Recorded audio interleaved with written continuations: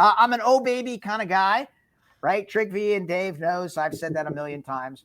Who knows hashtags? Put it in the chat pane, right? Put it in the chat pane if you know hashtags. Oh yeah, baby. I know. Oh baby is one of my favorite ones. Very good. Anybody have to talk with millennials or teenagers, right? Weird flex. Anybody know what a weird flex is?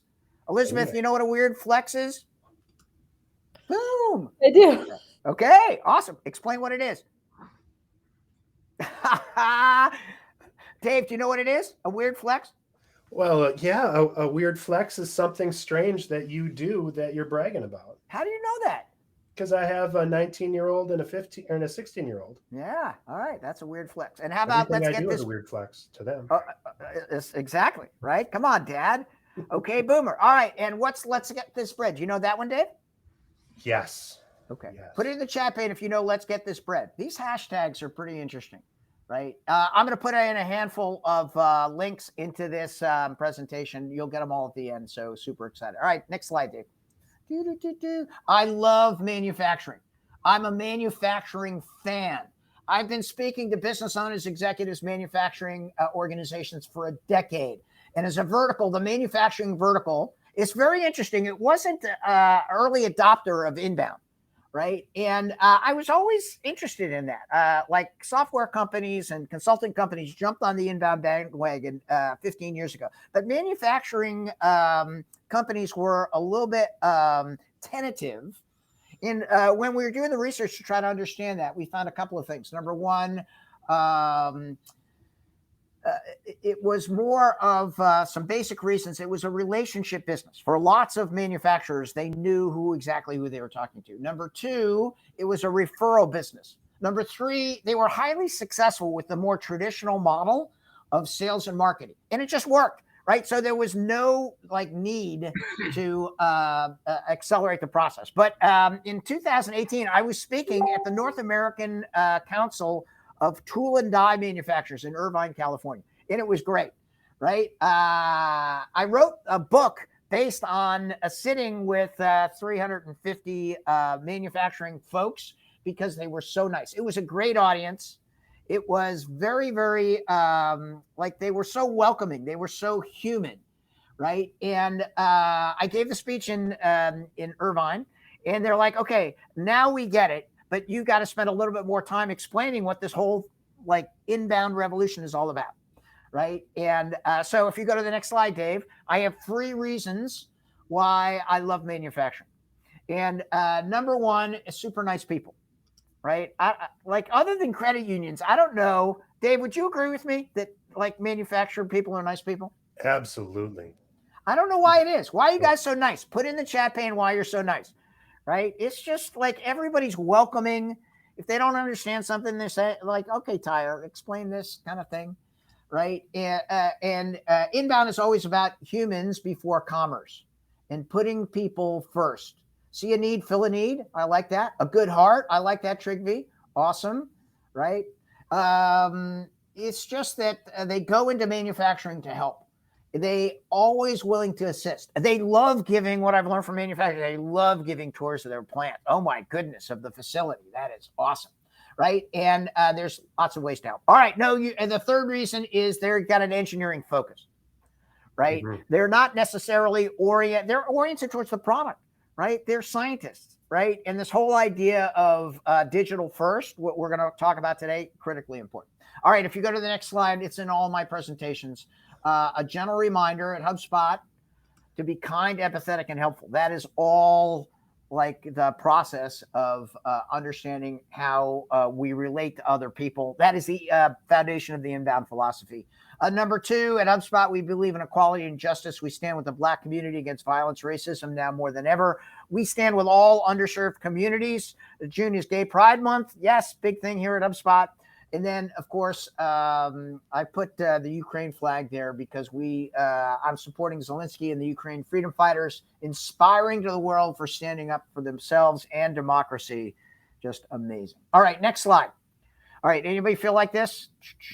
This is the monkey slide.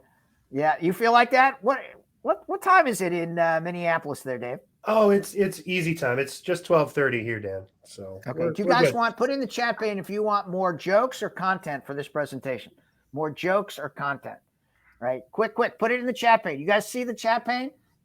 There we go. There we go. There we go. Jokes, content. Yeah. All right, Jennifer, I will deliver what you want.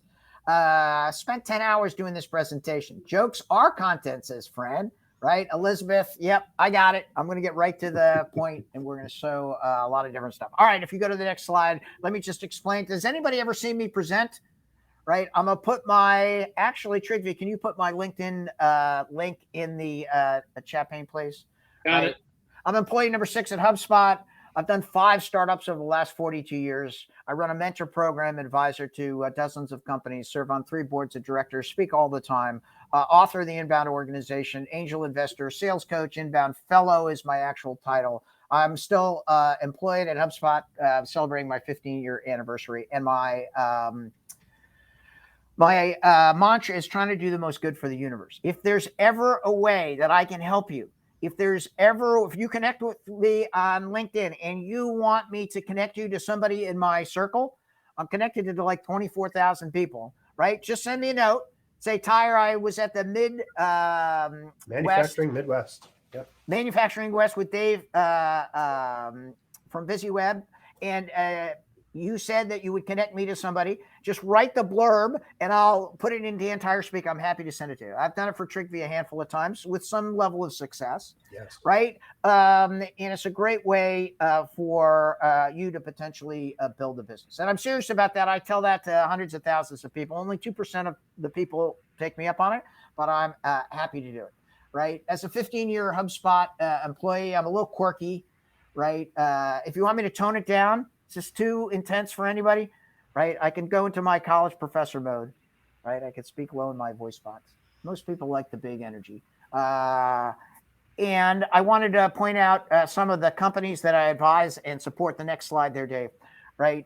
This is the Tyre portfolio slide. OneScreen.ai is involved in manufacturing, right? It's a company that provides services to put your product and services on billboards across the world, and they've found a way to do out-of-home advertising in a way that can be measured and supported, which is kind of interesting. And as part of that business model, they have a product that they have to manufacture. So I have some experience. The reason I put up this slide is I want people to know I'm not like an ivory tower executive. I want people to know that I'm in the mud and the slime, and I work with scaling companies all the time as a way to make sure that you're successful. And my friends Trigvi and Dave, right? Thank you so much for inviting me here.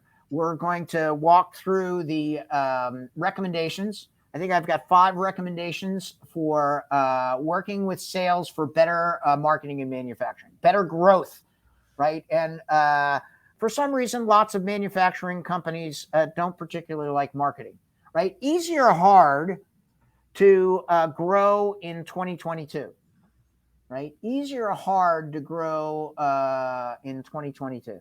I'm always interested in this. Tony Robbins vibe. Thank you, Mitch. Right? Put in the chat pane whether it's easy or hard.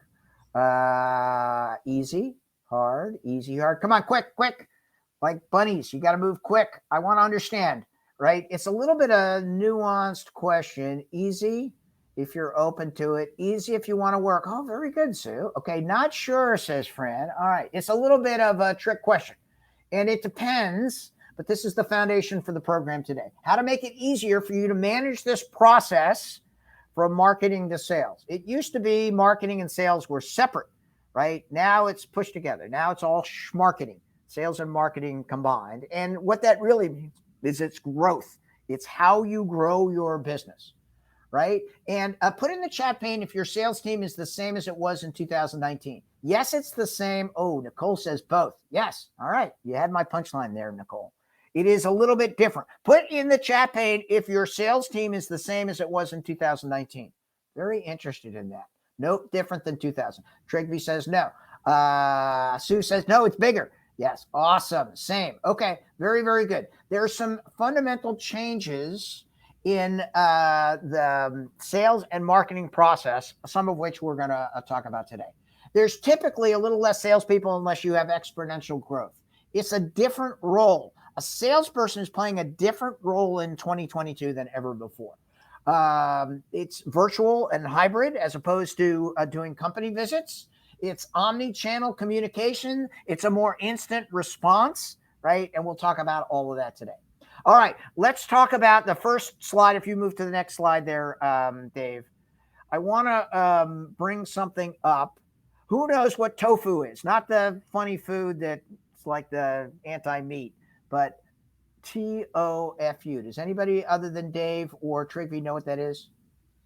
Ooh, Alexandra says, but our marketing part didn't exist. Yes, that's one of the, Alexandra, you just proved my point about manufacturing companies, right? Being like a little bit just adopting inbound, right? Put in the chat pane if you know tofu. It stands for, Dave, what does it stand for?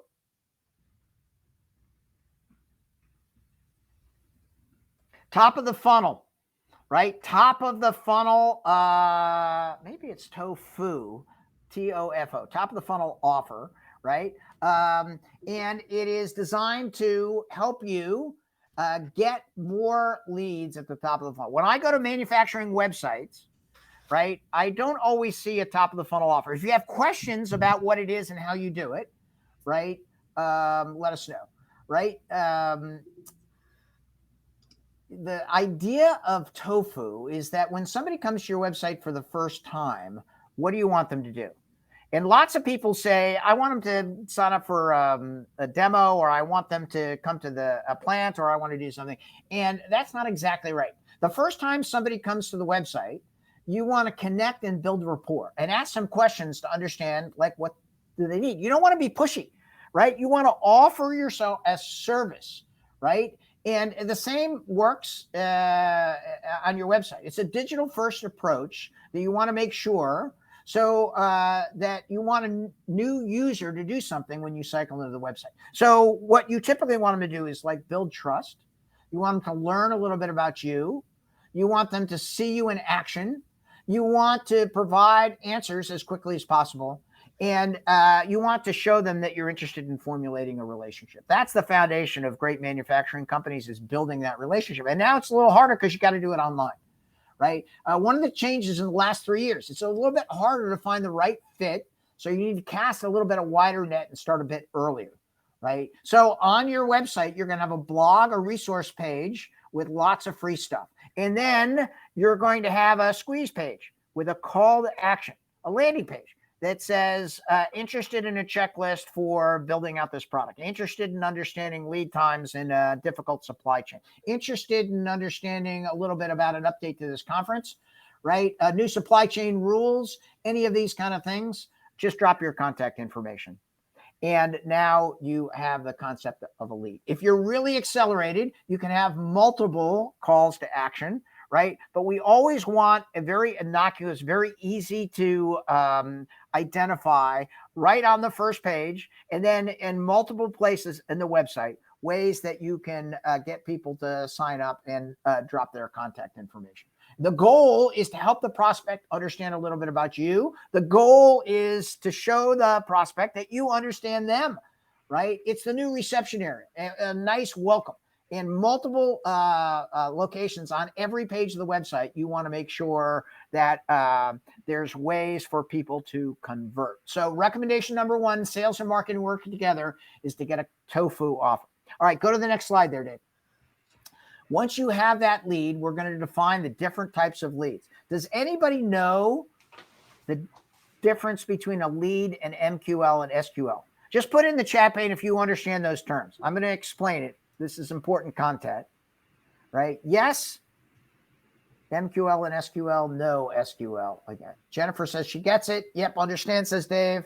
Other attendees, let me know. All right, I'm going to walk through this. A lead is a contact, right? A lead is somebody, okay, good. All right, excellent, right? It's a contact. Leads used to go to sales, right? This is a little controversial for some manufacturing companies. It used to go to sales, no matter what the lead was, and sales would call up and qualify. Today, right, leads stay with marketing. Leads are to be nurtured. Leads are the early stages of people who come to the website and are interested in some particular information and not ready to engage with a sales team quite yet, right? And MQL is a lead that has taken an action that shows intent. That's a little bit different. That's somebody who wants a demo. That's somebody who wants to talk with somebody. That's somebody who has downloaded a checklist 1, 2, or 3 times, right? It's a little bit different. It's a little bit nuanced. It shows consistency of having a little bit more interest in moving forward with your product or service. And then in SQL is the best type of leads, right? Only 2% of your leads are going to be SQLs. That's a sales qualified lead, right? Does everybody have a contact page? Put in the chat pane if you have a contact us page, right? Nearly everybody does, but that's kind of 20th century, right? What you really want is you want a sales call to action. When was the last time you asked a salesperson to call you? Right? Anybody done that in 2022? I want to talk to a salesperson. Only the most motivated folks that like are really interested want to talk. We don't call them sales professionals. At HubSpot, we call them inbound growth specialists. You want a fancy name for your salesperson, right? And align with what the customer is looking for. And you want to make sure that there is a call to action where it's a 15-minute consultation with a manufacturing expert, a 20-minute update where we'll dig into exactly how we can deliver on your time frame. And those SQLs are only going to count for 2 to 4% of your conversions, but they have to be followed up very, very quickly. SQL is a lead that specifically asks for a salesperson. Manufacturing companies need to discover and adapt to the customer's buying cycle to improve qualified leads and optimizing the marketing spend, both in dollars and time invested. And we like to make it a solutions-based conversation. You should have a playbook. It's available both in the HubSpot Professional and Enterprise product so that you know the right questions to ask. Because what's going to happen is different folks are going to be at different phases of the buying process. And you want to make sure you align the questions with the right phase that and the right person that you're talking to. So when contemplating whom to be investing most time with, you might have different personas that you're looking for. There might be the users of the product. There might be technical employees who may do the training. It may be champions or advocates. And there's got to be a recommendation or like a segment for current lead flow. So my second recommendation is define your leads by type, right? You can do a scoring mechanism. Dave and Trigvi can show you how to do it. Or you want to make sure that you understand which calls to action fall into which category. Recommendation number 3 is to set a process for handling marketing leads over to the sales team, right? Who gets what? As I mentioned before, we used to get all the leads because we did all the work. Now we don't get first-time leads. They stay with marketing. Why? Because if it's done right, education mode, they're not quite ready. MQLs definitely go to sales. SQLs sometimes go to the executives of the company, especially if you're practicing ABM. BusyWeb is an expert in ABM, right? Accounts-based marketing. Put in the Slack, the chat pane if you know ABM, account-based marketing, right? This is a new way of approaching, right, the inbound philosophy, specifically for manufacturing, where if you're targeting a specific prospect, you want to make sure that the account manager is notified if anybody in that company fills out a form or updates. You can put in an automated workflow, but the most important process is to follow up. Okay, Fran knows ABM very, very good. All right, now if you go to the next slide, that follow through, right, the proper follow-up with a lead, the recommendation number 4 is to have an internal SLA for follow-up, right? And salespeople are familiar with having a quota, right? They have to hit a certain revenue level every month or every quarter or every year, right? But rarely have people discussed how quickly they need to respond. And this is super important in 2022 because in the old days, you could call people back at the end of the week, right? And you're returning the call. Today, right, all the statistics say if you don't call within 10 minutes, it's actually 5 minutes. The percentage of engaging with that person, right, falls off dramatically, right? So I always ask manufacturing companies, put this in the chat page. Do you follow up on all your leads? Yes, follow up on leads. No, follow up on leads. Right. And when I'm talking to a senior level manufacturing person, right, in the executive suite or an owner, I'm like, do you think there's some opportunities falling through the cracks? Right. And it's amazing. Right. No one's ever said no. I'm getting all of the leads, following up on everything in a timely fashion because it's hard. Right. There's a lot of things that you should do. Sue, good for you. Okay. Fran, good for you. Right. The ability to have the infrastructure so that number one, you're notified. Number two, that you can jump on it. Right. I'm notified in Slack when certain profiles come to my to the HubSpot website or the dantyre.com website so that I can jump on it and be responsive to those needs. Right. The statistics say that does anybody know how, other than Trigvi, how often you have to follow up to connect with somebody who's dropped their contact information? Put in the chat pane how. Yeah, Alexandra says our sales team doesn't. We're trying to get them to, though. That's what I'm talking about, Alexandra. Right? You're going to establish an SLA. And how many times, Alexandra, how many times do you want them to call? Put it in the chat pane, right? Because you got to break through the clutter. And this is an important thing to define and understand, right? We know the answer to this because we've evaluated 15 years of HubSpot data and partner data, right? Anybody know how many times you have to engage with somebody if you really want to connect with them? The answer, if you know it, I'll buy you a breakfast sandwich. Ooh, Dave, that's a good guess, right? It's actually the historical data says that you have to engage 4 times over 12 days. That means you call, leave a voicemail here in the United States, and then email. That's called an attempt. Then you wait 2 days, and then you call, leave a voicemail, and send a video email. Put in the chat pane if anybody's using video email.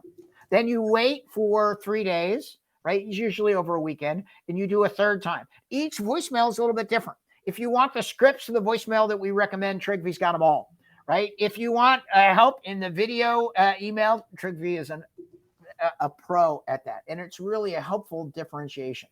Fran says video rock, and it does. Dave says, I love video email. Everybody does, right? All of the latest social media statistics show that people are in tune to video. And it makes a huge sense. That's how you break through the clutter. And what you'll find is when you're doing outreach 4 times, by the way, your last your last attempt is should I stay or should I go? Which we say, like, I've called you 4 times, right? If it's not important, like, certainly understand, just save all my contact information. If I can be of service, let me know. 65% of the people who respond, it's on the 4th touch. Right? Because they're busy. There's all these things going on, right? Then you send them a little movie and say, all right, my name is Trigvi and I want to connect with you. I've tried 3 times, but it doesn't look like it's going to work. Just let me know. My link, my scheduling link is in this email. Just put time on my calendar. Put 15 minutes or 8 minutes or 9 minutes, something weird, so we can jump in. I'll run a report. And then now you're able to plan for that presentation for a good connect call. All right. So my recommendation number 5, align the goals for sales and marketing, close the feedback loop. The way you do that is number 1, you have to have a common vocabulary of terms, right? So you have to, Sue says, I want my sales team to follow up until the customer stops interest. Our sales process can be a year or more. That is great, Sue. What I find is if you do the accelerated program 4 times in 12 days, that person knows that you're trying to get a hold of them. If you include 1 or 2 videos, they actually see it. Now you're not Sue, the salesperson. Now you're like, oh, that lady with the hair, right? Or that lady that has a lion behind her on her like video. Or that's the lady who put my website on the screen, right? And BusyWeb can show you all of the ways in which you can measure and understand whether people are watching and how much they're watching. And if you include your scheduling link, right, it will break through the clutter. Put in the chat pane if you've ever received a video email. Yes, video email, no video email. It's really extraordinary. And Trigvi and Dave or I will send you one, right? We'll say, hey, thanks for attending this program. It is amazingly effective. All right. We have all the names. Trigvi's got one. Jennifer's got one. Mitch and Sue, we're going to send you one, right? Either Trigvi, Elizabeth, you too.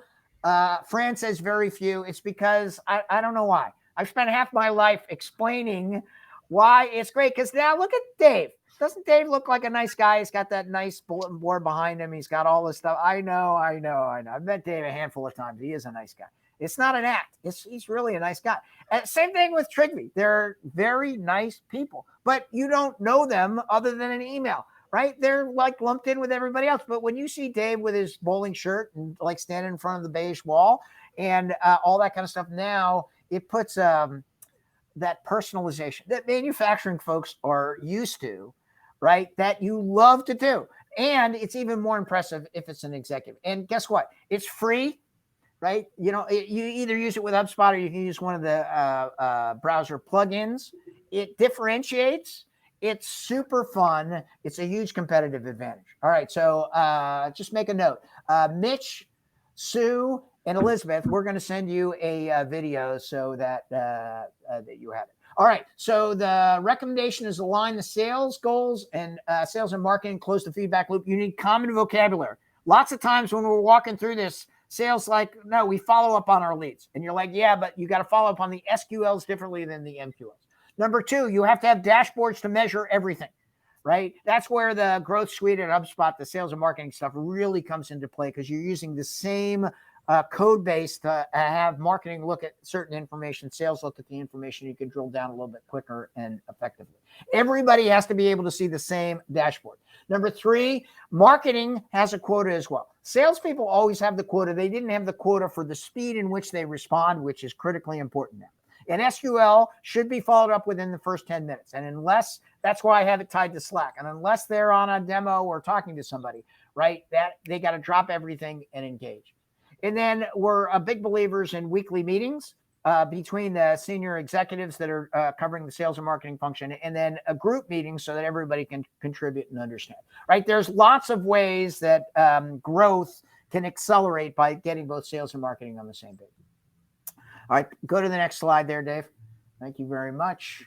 All right, lead generation in a tough economy. Put in the chat pane if you've had to grow your manufacturing company in a recession. Yes, recession, no recession.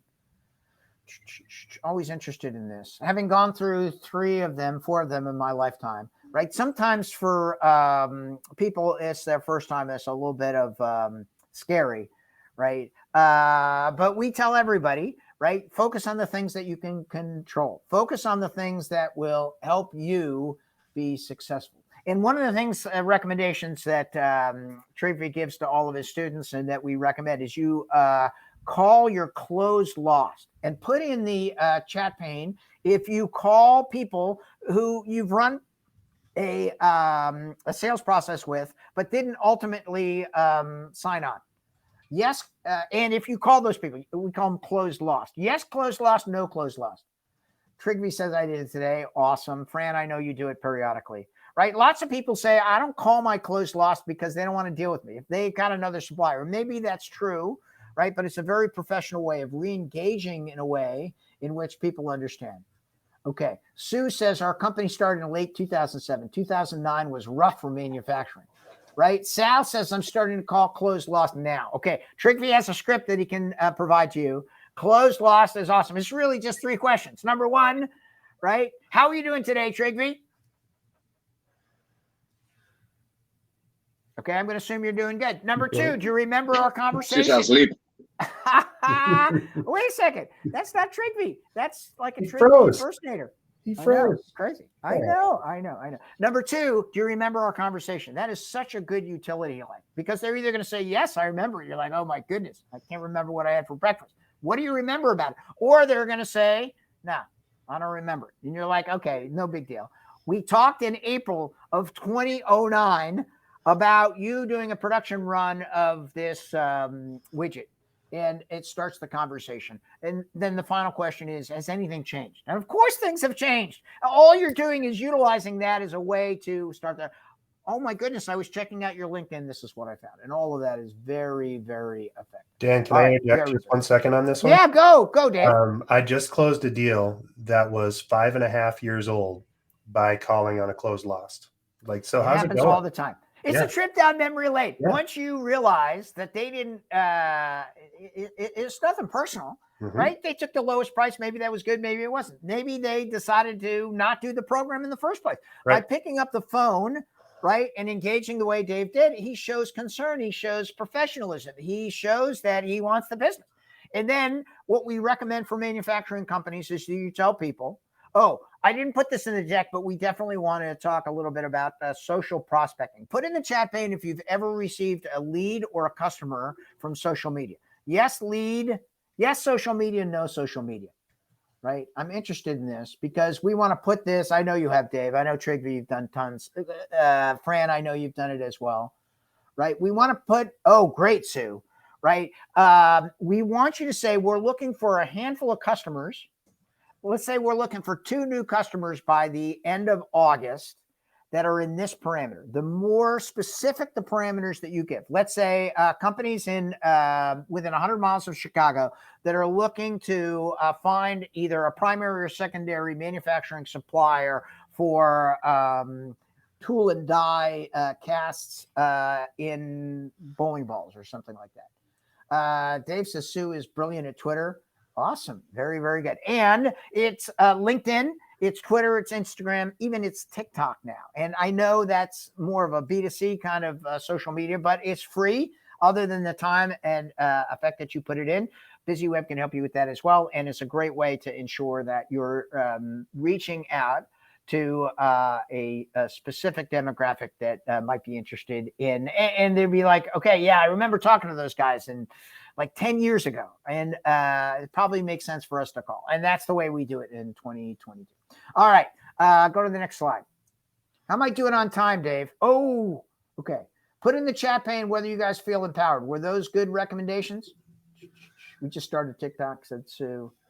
Yes, recommendation. Yes, good recommendations. No good recommendation. I need constant reinforcement. Yeah, baby. Yes, says Sue. All right, who else? Come on, quick. I can't do all the work. Right? I know I showed up 15 minutes late, so you're like, come on, Tyre, pull your weight here. But all right, I got a couple of more that I want to bring to your attention. Right? But tell me if I'm on the right track. There are a couple more that I'm going to suggest. I'll spend 2 minutes and then I'm going to give you some free stuff. You guys like free stuff? Midwest manufacturing folks like free stuff? You got to put it in the chat pane. I'm not going to give it to you unless you say, yes, I like free stuff. You're now 2 questions behind. Oh, my goodness. Sue, you're right there.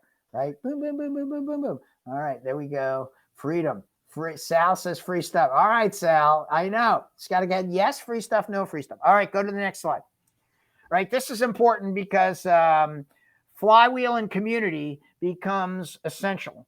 Right? What you'll find in manufacturing, you all have, put in the chat pane if you have happy customers. Right? This is I think one of the reasons why you guys are so happy, because you like stress over customer satisfaction. As an engineering bias, you really want to make sure your customers are happy because it's a relationship business, right? In creating this community.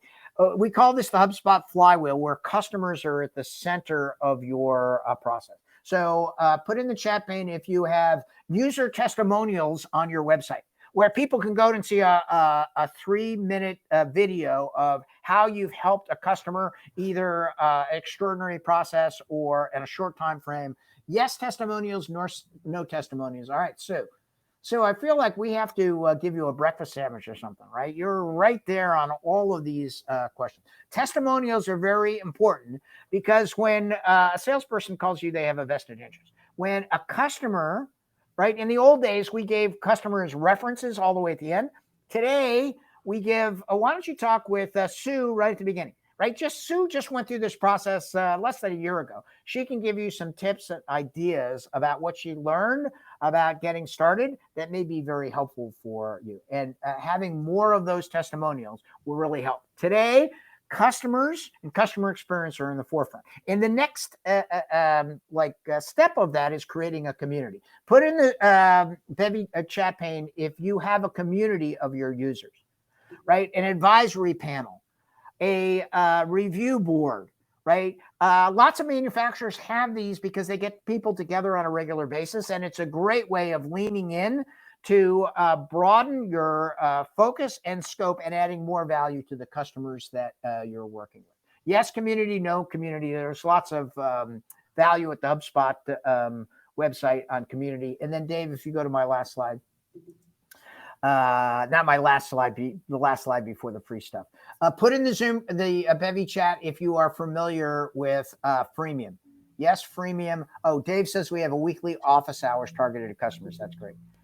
Put in the Bevy chat if you're familiar with freemium. Yes, freemium, no freemium.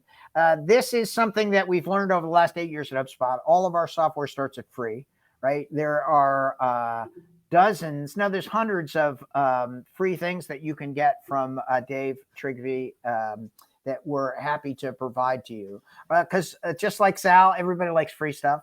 And the ability for you to provide free stuff, it could be a checklist. It could be a how-to video. It's planning your first production run, how to forecast for how much product that you need. Inventory levels is high on everybody's list these days. And just a how-to promotion, right, that you could use as a top of the funnel, or you could use as a way to ingratiate yourself into particular prospects. It's a great way to do it. No committee, but I want one. No freemium. All right, Sue, we're going to work on that, right? Work with Dave and Trigby, and we'll find a way to get you a freemium offering, because it's not that hard. You give away free stuff all the time, and you like it, right? We just want to make sure that it's done effectively and that you're leading with inbound. All right, in the last couple of minutes, go to the next slide, please, Dave.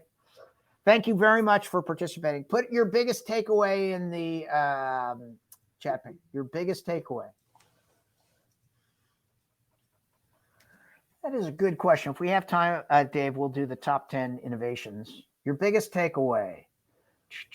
Always interested in this, right? I did 5 recommendations. I tried to outline them.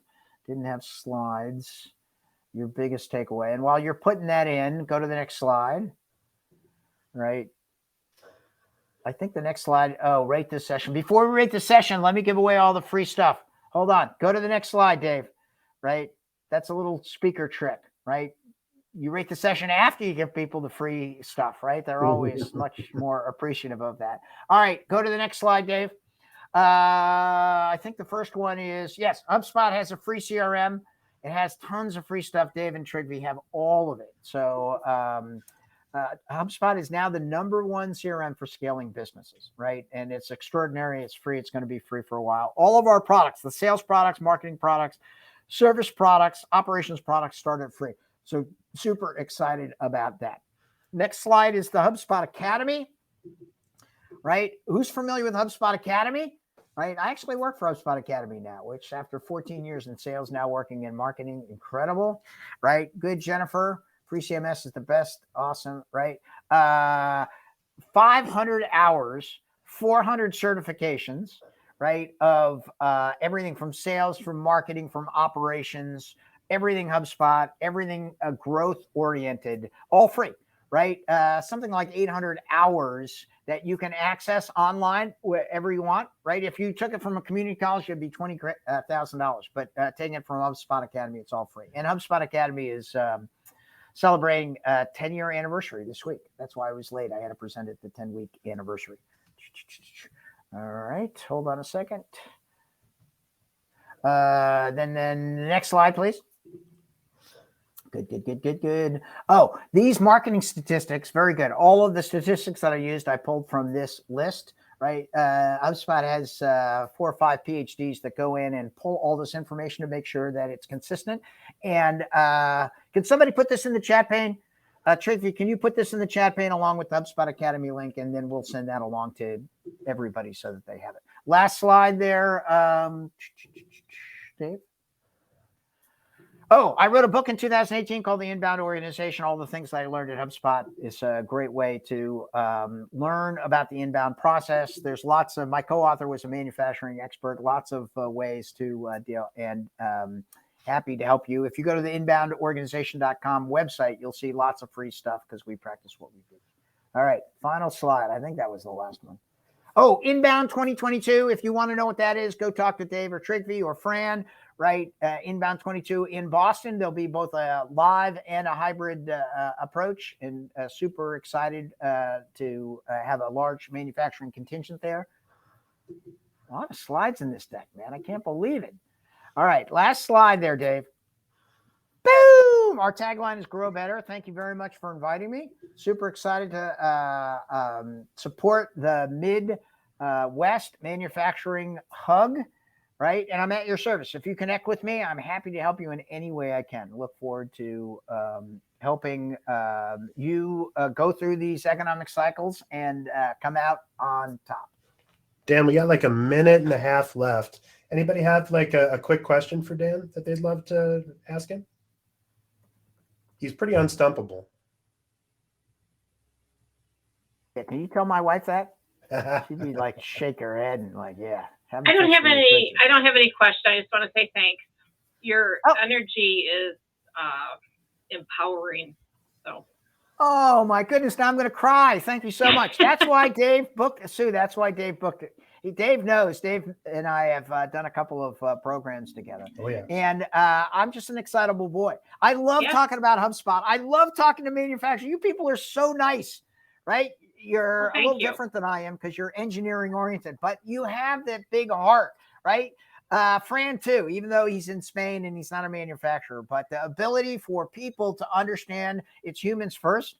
I love doing these shows. Very appreciative. I know it's crazy, Sue, that we have to remind people in 2022 that human beings come before business, but we do. Exactly. Right. Yeah, we do. And I'm at your service. Please connect with me on LinkedIn if there's anything. All right, I will. Thank you.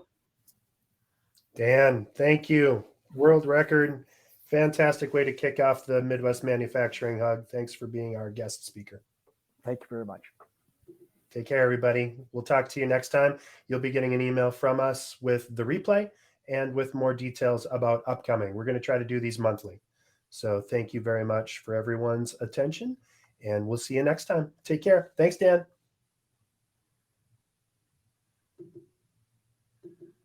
All right, hold on a second.